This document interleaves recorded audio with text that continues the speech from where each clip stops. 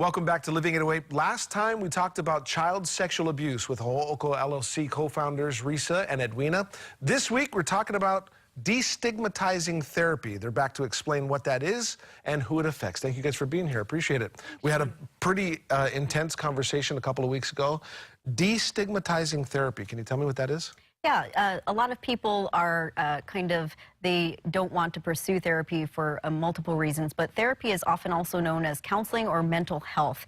And it focuses on a person's overall well-being. It targets specific treatments that look at the emotional and psychological status of someone. Okay, so what are the benefits of therapy then? I know there's a lot, I'm sure. No, huge. So one of the biggest benefits is an opportunity for that individual to be able to have just a complete hour where they're able to really talk and process through, whatever life events that are occurring for them. And a lot of times it's an opportunity for them to really think and process through their life and what type of goals they want to accomplish out of that session as well, too. So for a lot of folks, this is a place for them to really process what's going on, and also not just that, but also get healing from whatever encounters, whatever past things that they may have been through. Is engaging in therapy common?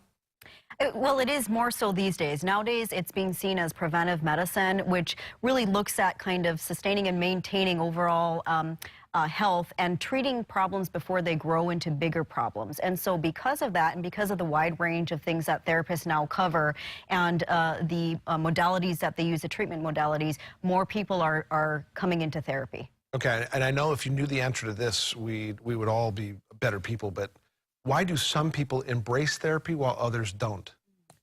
Historically with therapy, there's been a lot of stigmas that's been attached to that. So historically, a lot of folks might be thinking, okay, therapy is really for folks who may be crazy or have mental problems. But now these days, it's really not the case at all.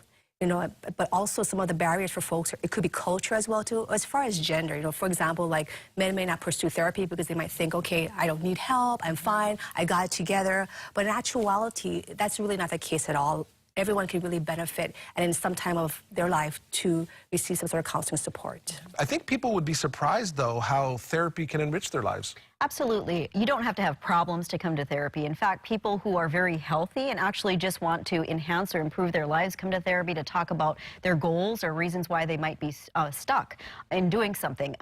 So not only is preventive medicine, but it's for folks who just want to get ahead in their lives and who really want to build off of what they already have.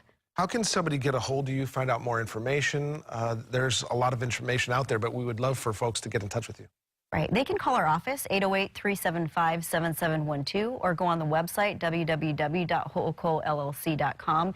And actually, as a side note, most people don't know that most major insurances cover therapy. And so they should look into that as well. Thank you guys so much for being here. Appreciate it. We're going to have all that information on our website, but much more when Living 808 continues.